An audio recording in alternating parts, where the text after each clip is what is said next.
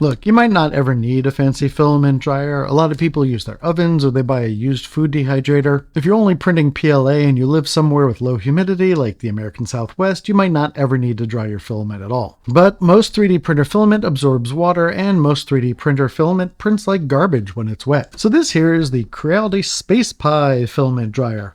It's kind of hard for me to say the name Space Pie without laughing. All I think of is something like this. Anyhow, this filament dryer was sent to me by Luke at 3duncle.com. Disclosure time! This isn't a paid for or sponsored video. Nobody gave me any money. Luke just thought I'd like to check it out and that you might be interested in it as well. And I do like it, and I'm going to tell you why. Here is my reliable Sovol SH01 filament dryer. It's got room for dual spools in it. It can be set to temperatures between 40 and 50 degrees Celsius, and it can be set to run for up to 12 hours. It's worked reliably for me for more than a year. It's normally $70, but there's perpetually sales on this thing, so you can get it for about $50. The problem that I have with this dryer is I have no idea what settings I should use, and that it doesn't even show me what the humidity in the box is. And if I'm doing two types of filament that might have different drying temperatures and different optimal humidity levels, and I have no idea. To track the humidity in here, I bought several of those small hydrometers off of Amazon, and they really aren't very accurate. How can I know if my filament is dry if I don't know if the inside of my dryer is dry? The Creality Space Pie,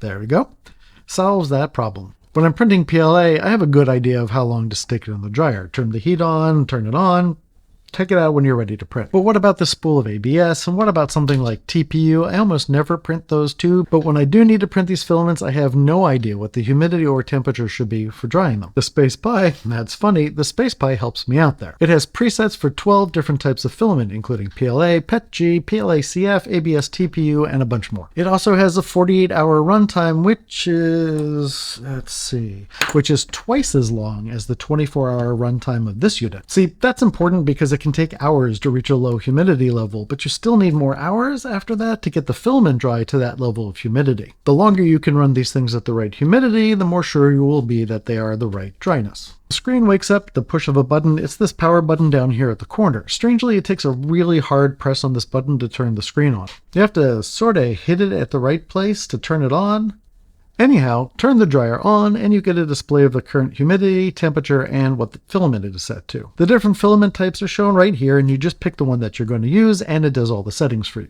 You press a button and the selection moves to the next item. It's not really the most straightforward system. It's easy to miss the menu you're trying to get to. It would have been easier for the user to have one button for moving up, one for moving down, and then one for going left and right to change the setting. In any case, you just pick the filament type that you're using, it sets the humidity level, and then you pick a drying time, and Bob's your 3D uncle, you're drying. Creality says that their PTC type heating element is better than the heating pad that the others use. See, the heating pad sits under the filament on the bottom, so the bottom can end up drier than the top, and the bottom can end up hotter than the top. Creality says that their heater swirls air around. It's kind of like an air fryer versus the hot plate that you used to use in college. And if the power goes out while the dryer is working, when the power comes back on, it just starts going again. As a really nice touch, the power supply is built into this unit, and it auto switches between 110 volt and 220, so all you have to do is change one cable to use them in different countries. In my salvo dryer, this is the separate power brick, so if I move the unit back and forth, sometimes I end up pulling this cable out,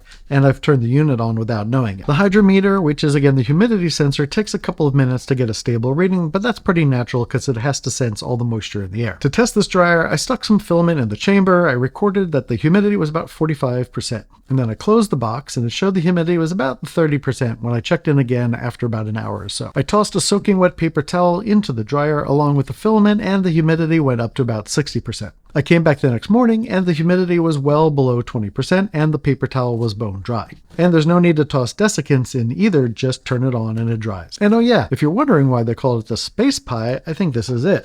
Turn it like this and it kind of looks like a helmet from Halo, and this part is a circle, and when you take a circle and you cut a line through a circle anywhere on the circle, the ratio of the circumference to that line is pi. Oh, you clever engineers. Hey, speaking of engineers, your general contractor called and said that there's a problem with the foundation and to call them back so they can tell you how expensive that's going to be. But she said you should give me a like and a subscribe below before you call her back. Normally I like to stick Amazon links to the products in the descriptions below, but this time I have ones for the 3D Uncle link since they were nice enough to send the dryer, and it's nice of them to support independent channels like mine. It looks like right now you get $20 off on your first order. I'm sure that there are some purchase limits and terms and conditions conditions that apply, but 20 bucks is 20 bucks, right? I also have links below to my Etsy store where I sell cosplay stuff, as well as Amazon links to my favorite printer items and links to all the printers that I use. If you want to see more of my videos about 3D printing, I have them up on one of these sides, and you can also subscribe to me as well there or down below. Also, leave me a comment below to let me know if you use a filament dryer, and if so, which one. For Dave Tries This, I'm David Schloss, and as always, thanks for giving this a try.